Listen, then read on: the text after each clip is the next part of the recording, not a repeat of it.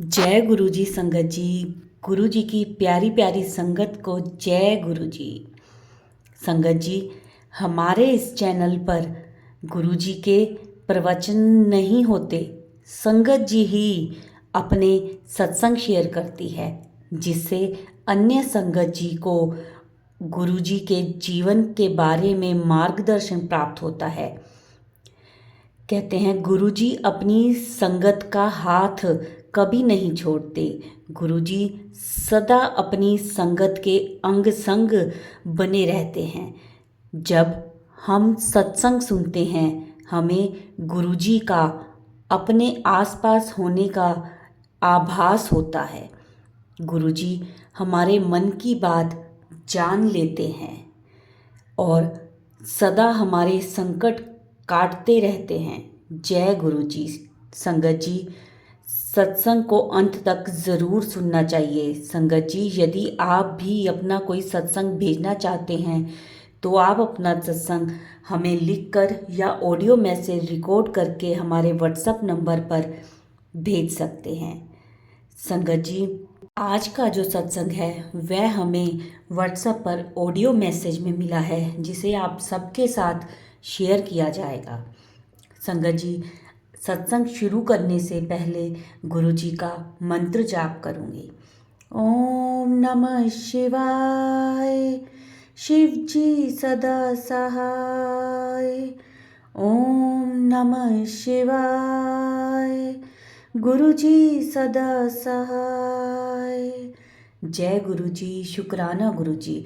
अनंतम अनंतम शुक्राना गुरु जी का। कोटि कोटि प्रणाम गुरु जी को।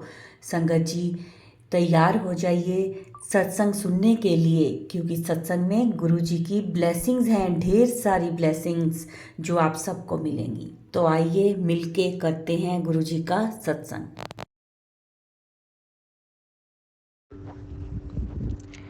जय गुरु जी। शुक्राना गुरु जी। ये मेरा पहला और मेरे लाइफ का सबसे इम्पॉर्टेंट सत्संग है। सभी संगत को जय गुरु जी। सत्संग शुरू करने से पहले एक बार मंत्र जाप कर लेते हैं। ओम नमः शिवाय। शिव जी सदा सहाय। ओम नमः शिवाय। गुरु जी सदा सहाय। जय गुरु जी। संगत जी, मेरा नाम अपूर्वा है। मैं ये सत्संग दुबई से रिकॉर्ड कर रही हूँ।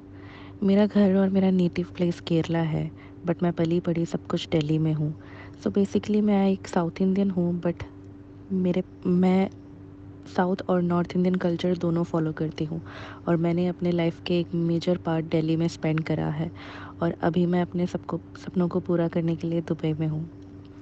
शुरुआत से बताना सब कुछ, ऐसा कहा करते हैं गुरुजी। सो शुरुआत से ही बताती हूँ। मैं सिंगल चाइल्ड हूँ अपने पेरेंट्स के लिए। जब मैंने पूछा कि ऐसा क्यों सोचा आप लोगों ने कि दूसरा बेबी नहीं करना, सो दे सेड कि उनकी फिनेंशियल स्टेटस इतनी अच्छी नहीं कि वो 2 बच्चों को अच्छा लाइफ अफोर्ड कर सके। सो दे थॉट कि एक ही को बेस्ट लाइफ दे देते हैं, और ऐसा ही करा उन्होंने। मैं पढ़ाई में काफ़ी अच्छी थी बचपन से, अच्छे मार्क्स के साथ स्कूल पास आउट किया। मुझे था कि मैं एमबीबीएस करूं और डॉक्टर बनूं, लेकिन हुआ नहीं। मेरा नीट एग्ज़ाम क्लियर नहीं हुआ। बट फिर मैंने अपने पापा मम्मी के अप, बट फिर मेरे पापा मम्मी के पास पैसे ना होते हुए भी उन्होंने मुझे एक बहुत अच्छे प्राइवेट कॉलेज में फ़िज़ियोथेरेपी का कोर्स कराया। वो भी मैं काफ़ी अच्छे मार्क्स के साथ पास हो गई। उसके बाद जॉब इंटर्नशिप करने के लिए मैंने दिल्ली के एक बहुत ही प्रेस्टिजियस गवर्नमेंट हॉस्पिटल में जॉइन किया। बट वहाँ के एचओडी ने मुझे इंटर्नशिप के बाद वहाँ पे जॉब दिलाने की एक प्रॉमिस की थी, लेकिन शायद मेरे तकदीर में वो नहीं था। पहला मेजर रोना मेरा तब हुआ जब मुझे एमबीबीएस की सीट नहीं मिली, और फिर दोबारा रोना तब हुआ जब इन्होंने प्रॉमिस करने के बावजूद मुझे गवर्नमेंट जॉब नहीं मिली। फिर मैंने सारे सपनों को साइड करके, जैसा लाइफ जा रहा है वैसे चलते हैं सोच के, मैंने एक प्राइवेट सेंटर जॉइन करा। मेरी पहली नौकरी वो एक स्पेशल किड्स के लिए एक सेंटर था पश्चिम बिहार में। स्पेशल किड्स यानी कि जिन बच्चों को चलने उठने बैठने में या बोलने में दिक्कत है, ऐसे बच्चों का एक प्राइवेट क्लिनिक।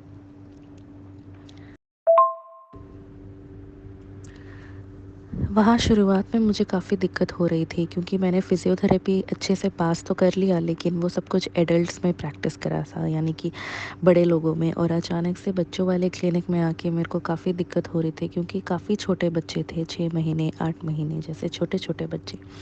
लेकिन वहाँ जो मेरी बॉस थी उन्होंने और वहाँ के बाकी सीनियर्स ने मिलके मुझे काफ़ी कुछ सिखा दिया। और मैंने वहाँ 3 साल काम करा और मैंने काफ़ी अच्छे रिज़ल्ट्स बच्चों में देखे। मेरे आने के बाद मैंने रियलाइज़ करा कि यही मेरा एक्चुअल प्रोफ़ेशन है, पीडियाट्रिक फ़िज़ियोथेरेपिस्ट। जिन बच्चों को उठने में, बैठने में, चलने में दिक्कत है, मैं उन बच्चों को हेल्प करूँ। इंडिया में पे स्केल बहुत कम होती है इस फ़ील्ड में, इसलिए हमेशा से बाहर जाना था मुझे, और मेरे पेरेंट्स ने भी मुझे काफ़ी सपोर्ट करा इन सब के लिए। तो बाहर जाने के लिए मिनिमम 2 साल का एक्सपीरियंस होना चाहिए तुम्हारे होम कंट्री में। तो मैंने यहाँ पे 3 साल काम किया और मैंने अपना एक्सपीरियंस कंप्लीट करके यूएई का पेपर दिया। और मैं पास हो गई और मेरा सारा वेरिफिकेशन प्रोसेस सब कुछ क्लियर हो गया। अब गुरुजी से जुड़ने वाली स्टोरी यहाँ से शुरू होती है। गुरुजी के बारे में मैंने सबसे पहले नोटिस तब किया था जब मेरे जो बच्चे आते हैं वहाँ पे, उनके पेरेंट्स कभी-कभी मेरा नंबर ले लेते हैं कुछ डाउट्स या रिपोर्ट के बारे में कुछ पूछने के लिए, या कुछ भी एक्सरसाइज से रिलेटेड कुछ डिस्कशन के लिए। तब वो मेरे व्हाट्सएप पे ऐड हो जाते हैं। तो मैं देखती हूँ कि वहाँ आने वाले जो पेरेंट्स हैं उनका एक उनमें से एक मेजर पॉपुलेशन गुरुजी को फॉलो करते हैं और उनको स्ट्रांगली बिलीव करते हैं। गुरुजी के स्टेटस, टीपी, वॉलपेपर और इवन बच्चों के गले में गुरुजी का लॉकेट, ये सब मैंने नोटिस किया था। तब भी मुझे यही लगता था कि ये कोई गुरु है जिनको सब फॉलो करते हैं, बट मुझे तब भी जैसे कोई फ़र्ज़ी गुरु हो, ऐसा नहीं लगता था। लेकिन क्योंकि मुझे हमेशा रिलीजियस बिलीव्स काफ़ी मैं उन चीज़ों पे ट्रस्ट और बिलीव करती हूँ। फिर मैं एक दिन अपने एक मैम, सीनियर मैम के साथ ऐसे ही यही बात डिस्कस कर रही थी कि काफ़ी पेरेंट्स इनको फॉलो करते हैं। तो उन मैम ने मुझे बताया कि ये बहुत बड़े गुरुजी हैं जिनका एक मंदिर भी है छतरपुर में, और वहाँ चमत्कार होते हैं, जैसे रोटी में ओम बनते हैं एंड ऑल। ये सब सुन के मुझे बहुत हैरानी हुई और बहुत जानने का मन करा। मैंने यूट्यूब में सब कुछ देखा, क्या स्टोरीज़ है एंड ऑल। फिर मुझे मन किया कि मैं भी जाऊँ वहाँ और प्रे करूँ। हमेशा से मुझे भगवान के नाम पे, सुपरनैचुरल पावर, इन सब पे विश्वास तो था ही। तो मैंने सोचा यहाँ भी देख लेते हैं। मैंने और मेरी ये जिन मैम से बात हुई थी, हम दोनों ने प्लान बनाया कि चलते हैं एक दिन, मत्था टेक के आते हैं, क्योंकि उस टाइम पर उनका भी कुछ प्रॉब्लम्स चल रहे थे और मेरा भी दुबई जाने का एक फ़ाइनल पेपर अटका हुआ था। लेकिन वो प्लान फ़ेल हो गया और मैं जा नहीं पाई किसी कारण की वजह से।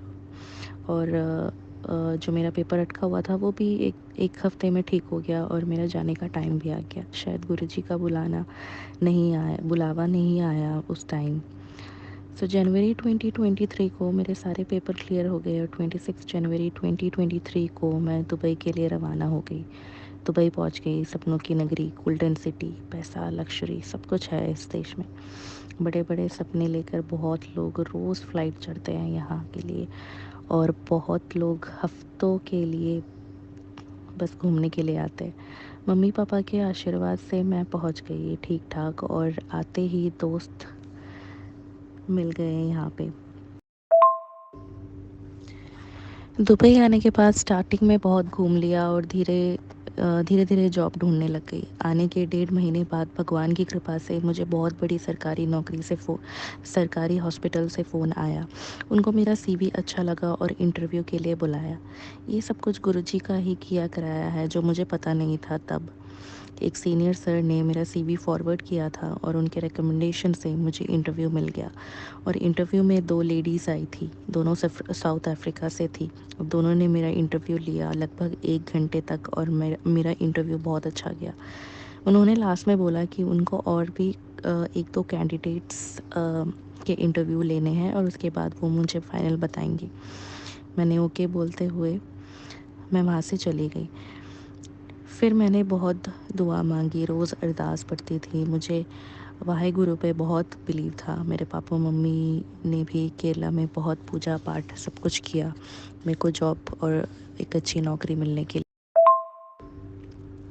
इंटरव्यू के 2 महीने बाद उन्होंने कॉल करा, क्योंकि उस टाइम पे यहाँ पे रमज़ान चल रहा था तो वो काफ़ी स्लो हो जाता है। तो इंटरव्यू के काफ़ी टाइम बाद ही मुझे ऑफ़र लेटर आया था।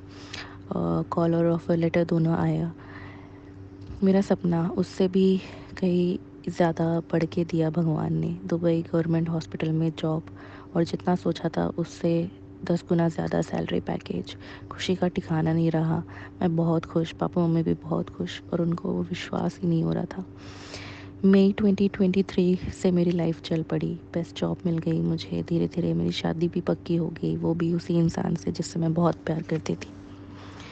और जिस मेन काम के लिए मैं यहाँ आई थी, घर, वो फाइनली हो गया, क्योंकि गवर्नमेंट जॉब लगते ही मेरा यहाँ पे लोन पास हो गया। और पापा मम्मी को मैंने एक विला गिफ्ट कर दिया। एकदम मस्त लाइफ, सपनों में सोते सोते हंसती थी मैं, इतनी खुश थी उस टाइम पे। मई, जून, जुलाई, अगस्त, सितंबर में मैंने एनुअल लीव अप्लाई करा यहाँ से ऑनलाइन सिस्टम के थ्रू। तो यहाँ एक रूल होता है 6 महीने का प्रोबेशन पीरियड। कोई भी जॉब में हो,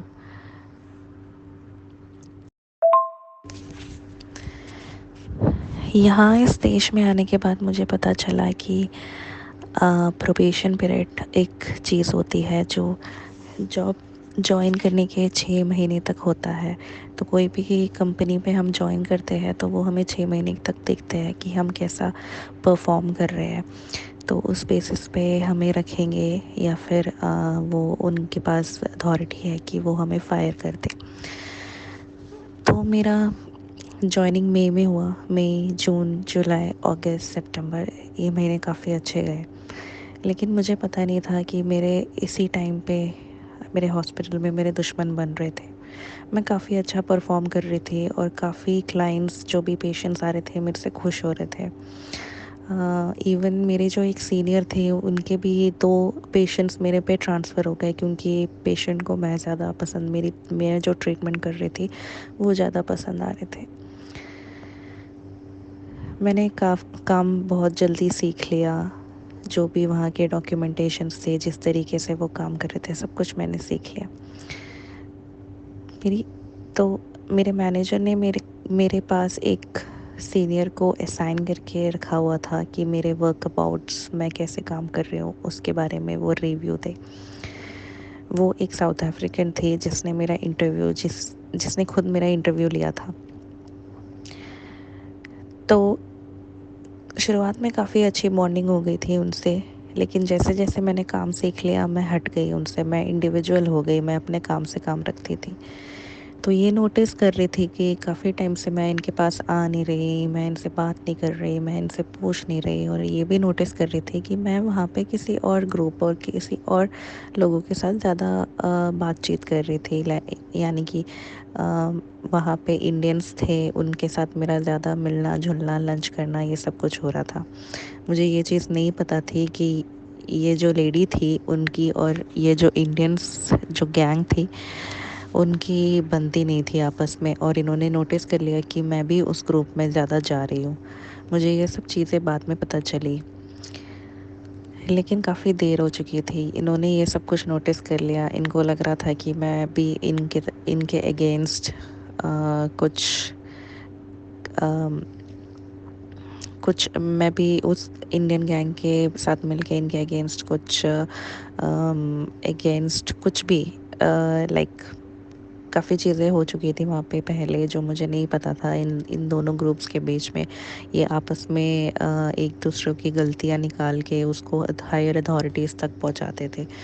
तो शायद इस वजह से उनको मेरे से काफ़ी दुश्मनी सी हो गई एक तरह से। बेसिकली यही हुआ कि ये जो लेडी थी, इन्होंने काफ़ी गलत चीज़ें रिपोर्ट करी मेरे मैनेजर को, और मेरे मैनेजर ने फाइनली डिसाइड करा कि मुझे टर्मिनेट कर दे।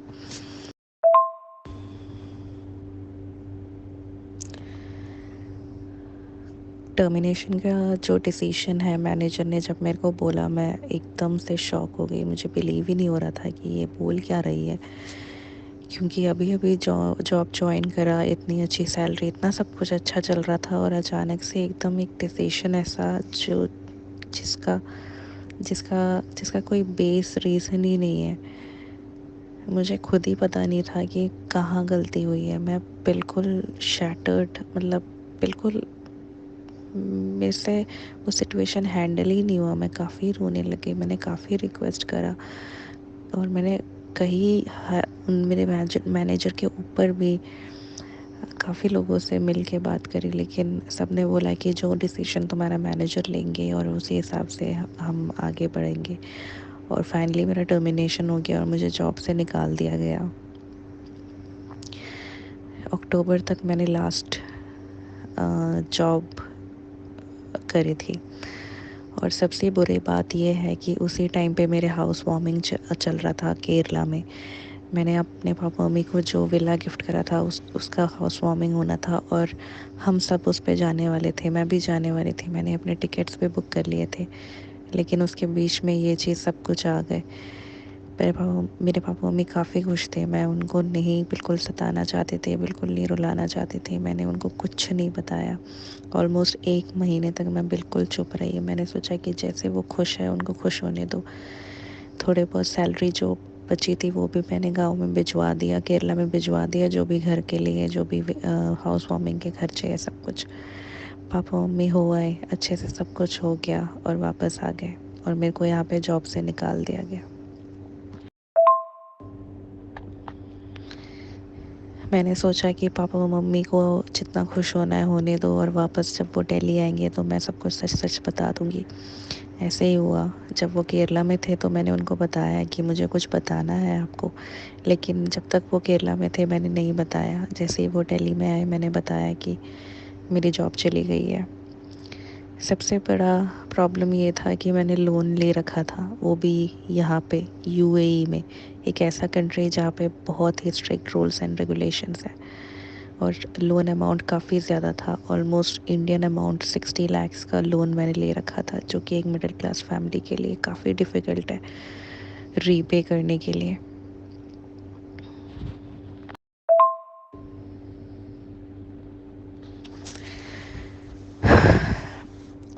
इतने बुरे दिन देखे मैंने अपने पूरे लाइफ में, इतने बुरे दिन कभी नहीं देखे।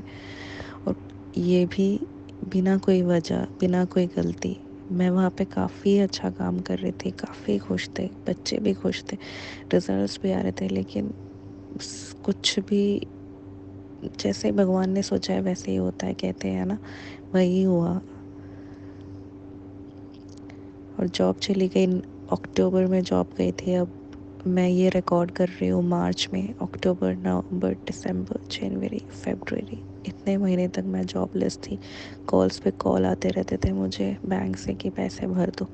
मेरा मेंटल स्टेटस इतना ख़राब हो गया, सुबह उठ के एक दिन पूरा कैसे निकालना है ये सोचती रहती थी। अकेले रूम में जब सब जॉब में चले जाते थे मैं अकेले बैठ के रोती थी।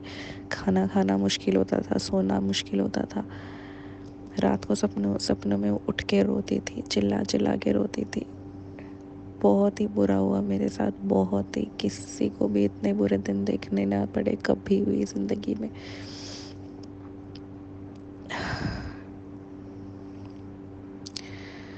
साथ साथ दूसरी जॉब देखने की भी हिम्मत नहीं थी, लेकिन फिर भी मैं सुबह उठ के और जगह अप्लाई करती थी। और धीरे धीरे मुझे गुरु जी से थोड़ा सा अचानक से मेरे माइंड में गुरु जी के बारे में आया। जैसे कहते हैं ना कि वो गुरु जी के परमिशन से ही उनका थॉट भी आता है, तो गुरु जी के परमिशन से ही आता है। अचानक से मेरे मन में एक थॉट आया कि गुरु जी से प्रे करते हैं। ऐसे ही मैंने शुरू करा।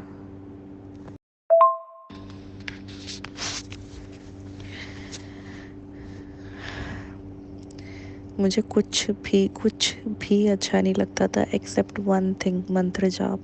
मैं मंत्र जाप सुनती थी और मेरा माइंड काम हो जाता था। वही एक इकलौती एक ऐसी चीज़ है जो मेरे को शांति दे रही थी पूरे इतने टाइम तक, पिछले 5-6 महीने तक रोज़ सुनती थी। और मैं धीरे धीरे गुरु जी के बारे में और जानने लग गई, मैं सत्संग सुनने लग गई। मुझे अमृत वेला के बारे में पता चला, और मैं अमृत वेला भी करने लग गई।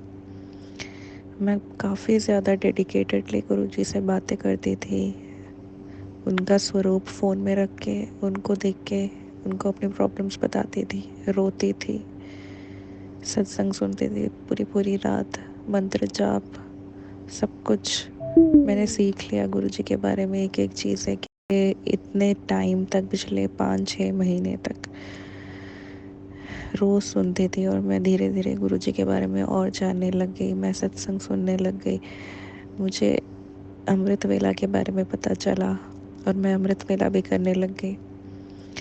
मैं काफ़ी ज़्यादा डेडिकेटेडली गुरुजी से बातें करती थी, उनका स्वरूप फ़ोन में रख के, उनको देख के, उनको अपनी प्रॉब्लम्स बताती थी, रोती थी, सत्संग सुनती थी पूरी पूरी रात, मंत्र जाप सब कुछ मैंने सीख लिया गुरुजी के बारे में। एक एक चीज़ है, कैसे करना है, क्या करना है। और मैंने काफ़ी दुबई में काफ़ी रिसर्च करके मैंने यहाँ पे एक सत्संग ग्रुप भी मुझे पता चला, जो कि मेरे को व्हाट्सएप पे ऐड हो गई थी। और मुझे पहले सत्संग एक ग्रैंड होटल में यहाँ पे एक सत्संग हो रहा था, उनके बारे में भी पता चला और मैं वहाँ पे गई, मैंने वो अटेंड करा। काफ़ी कुछ चीज़ें हुई पिछले 6 महीने में। स्टेप बाय स्टेप बताऊँ तो एक एक दिन अचानक से ही मुझे गुरुजी का थॉट आया, मैंने उनको फॉलो करना शुरू करा, मैंने उनके बारे में स्टडी करी, मैंने कोई ग्रुप ज्वाइन करा, मुझे वहाँ से इनविटेशन आया कि सत्संग हो रहा है। मैंने सत्संग अटेंड करे, 2-3 सत्संग तो होटल में ही और एक घर में भी अटेंड करा। मेरे पास पूरा पूरा ट्रस्ट बन गया था गुरुजी के लिए। मुझे पता था कि जो ठीक कर सकता है वो यही ठीक कर सकता है और कोई कुछ कर ही नहीं सकता।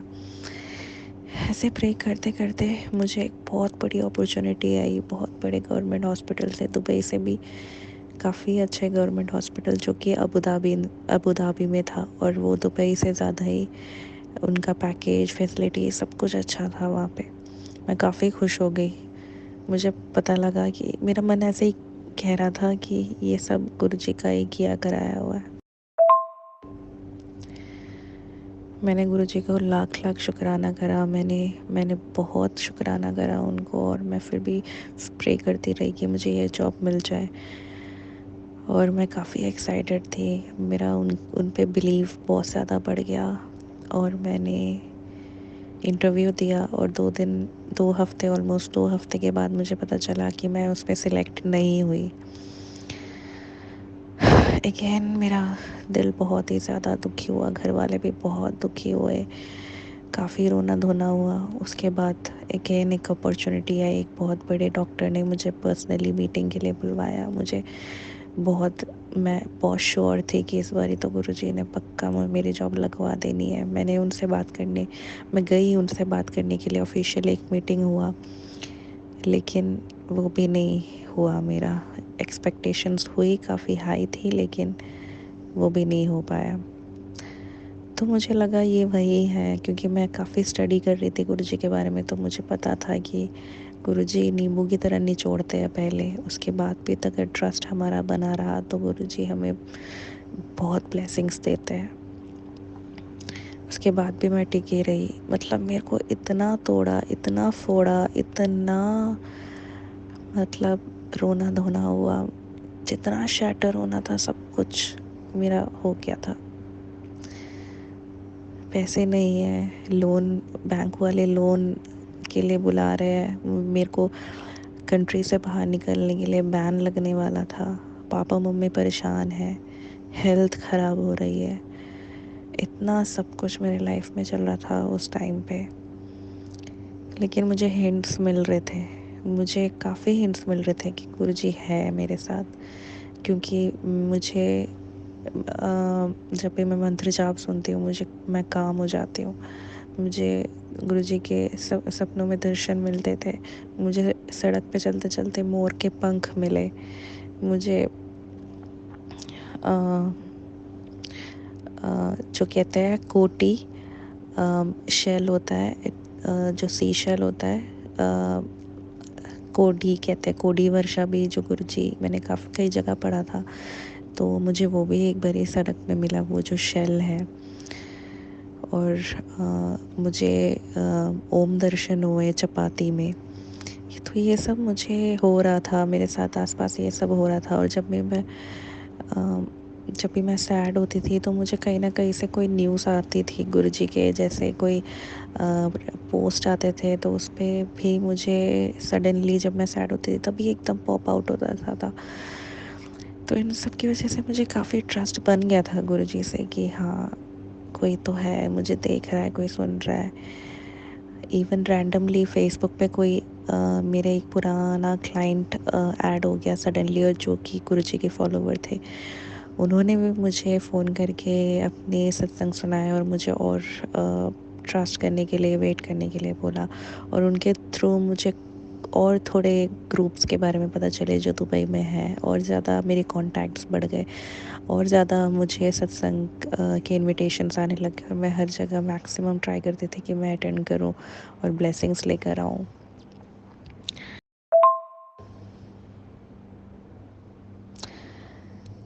फाइनली वेट करते करते मार्च में अगेन एक बहुत बड़ी अपॉर्चुनिटी आई मेरे को। एक बहुत ही काफ़ी अच्छा रेप्यूटेड हॉस्पिटल, प्राइवेट है लेकिन बहुत ही रेप्यूटेड हॉस्पिटल है। ये अबू धाबी में है, और काफ़ी अच्छा उनका भी पे स्केल और फैसिलिटीज़ है। सडनली उनका एक कॉल आया मुझे, इंटरव्यू शेड्यूल करा उन्होंने, और मैंने इंटरव्यू दिया, और मेरा इंटरव्यू काफ़ी काफ़ी काफ़ी अच्छा गया। जितने इंटरव्यूज़ मैंने दिए थे उसमें सबसे बेस्ट इंटरव्यू गया था वो। उन्होंने बोला था कि वो 1 हफ़्ते में मुझे बताएंगे, लेकिन अभी 4 हफ़्ते हो चुके हैं। मैंने उनको फ़ोन करा, एचआर को, तो मुझे काफ़ी पॉजिटिव सा लगा उनका रिस्पॉन्स। उन्होंने बोला कि वो काफ़ी बिज़ी थी, वो ज़रूर मुझे कॉल करेंगी। तो मेरी उम्मीद यही है कि कॉल करेंगी का मतलब ये है कि मैं सिलेक्ट हो गई हूँ। मुझे काफ़ी विश्वास है, और मैं पिछले 1 महीने से, जब से मैंने ये इंटरव्यू दिया है, मैं काफ़ी स्ट्रॉन्गली बिलीव कर रही हूँ कि मुझे मैं काफ़ी स्ट्रॉन्ग हो गई हूँ। काफ़ी मैंने अपने वापस अपने एक वो पेस को गेन कर लिया है। मैं हेल्दी हो गई हूँ, और मेरा मेंटल स्टेटस काफ़ी बेटर हो गया है। पापा मम्मी भी खुश हैं कि हाँ, यहाँ हाँ जॉब लग जाएगी। तो काफ़ी दिनों से ऐसे गुरुजी का एक मैसेज सा आ रहा था कि तो शुक्राना नहीं कर रही, शुक्राना कर, सत्संग बता आपने। तो वही मेरा, इसी वजह से मैंने ये मेरा पहला सत्संग, और मेरा बहुत ही इम्पोर्टेंट, ये सत्संग हमेशा से मेरा सबसे इम्पोर्टेंट सत्संग रहेगा। मुझे पता है मेरी लाइफ में और भी सत्संग होने वाला है। गुरुजी मेरे को बहुत ब्लेसिंग्स देने वाले हैं।